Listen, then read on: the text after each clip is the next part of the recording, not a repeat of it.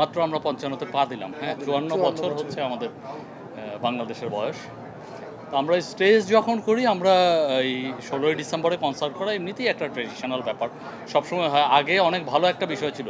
পাড়া মহল্লায় এটা হতো। হ্যাঁ, অনেক আগের কথা বলছি। এটা কিন্তু আজকের অনেক আগের কথা বলছি। তা এখন সেই প্র্যাকটিসটা থেকে আমরা অনেকটা দূরে সরে এসেছি। লাস্ট আমি হয়তো বিগত ১০-১৫ বছরের মধ্যে দেখিনি যে পাড়া মহল্লায়ও উদযাপনটা করা হচ্ছে বিজয় দিবসের এবং কনসার্ট করে করা হচ্ছে। কিন্তু আমি চাই যে সেটা হোক, সেই পরিবেশ আবার ফিরে আসুক। এখানে তারুণ্যের প্রচণ্ড উচ্ছ্বাস আছে। আমি জানি না এরপরে কী হবে, স্টেজে ওঠার পরে বলা যাবে যে কতদূর কী এটা টেনে নেওয়া যায় আজকের কনসার্ট। কিন্তু আজকে প্রচুর মানুষ এবং অনেক তারুণ্যের উচ্ছ্বাস এখানে আছে। সবাই গান খুব পছন্দ করে, সেটাই মনে হচ্ছে। নিরাপত্তা সব জায়গাতেই জোরদার হতে পারে। আমরা বিশৃঙ্খলা আমরা ঢোকার সময় আসলে পাইনি বা দেখিনি। হ্যাঁ, দেখার পরে বলতে পারবো যে ওইখানে পরিস্থিতি কতটুকু কী আছে। নিশ্চয়ই চ্যালেঞ্জিং আছে, আপনি যেহেতু বলছেন।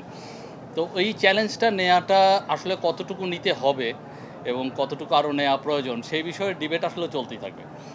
তবে আমরাও চাই যে সর্বোচ্চ নিরাপত্তা নিশ্চিত থাকুক, কারণ এখানে সবারই সিকিউরিটির প্রশ্ন আছে। যারা দেখতে এসেছে, গান শুনতে এসেছে, এনজয় করতে এসেছে, তারাও যাতে সুশৃঙ্খলভাবে গানটা এনজয় করতে পারে সেটা আমরা চাই। এবং বিশৃঙ্খলা করার লোক কিন্তু খুব বেশি থাকে না, অল্প কিছু লোক কিন্তু প্রচুর বিশৃঙ্খলা করে ফেলে।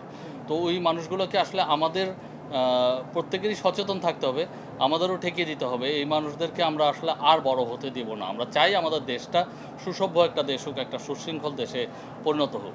তো সেটার জন্য আমাদের, তো আপনার আমার সবারই দায়িত্ব আছে, তাই না? আমাদের সবাইকেই এগিয়ে আসতে হবে এই বিষয়ে। আমরা যেই উল্লাসটা আমরা স্টেজ থেকে খেয়াল করি, ফলো করি, সেখানে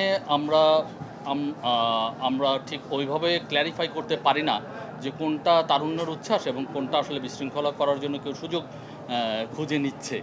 এটা আমাদের পক্ষে ডিটেক্ট করা খুব মুশকিল। তবে বাইরে যারা আছেন তারা অনেক বেটার ডিটেক্ট করতে পারবেন। এই মুহূর্তে যেহেতু বন্ধ করা হয়েছে কনসার্ট এবং আবার কখন স্টার্ট হবে সেটা জানি না। এর পরবর্তী সিদ্ধান্তগুলো এখনও হয়নি, ক্লিয়ার কোনো ডিরেক্টিভ আমরা এখনও পাইনি।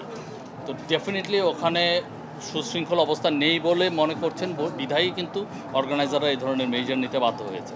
হ্যাঁ, তো ওই শৃঙ্খলা ফিরিয়ে আনা হবে খুব দ্রুত, সেটাই আশা করছি।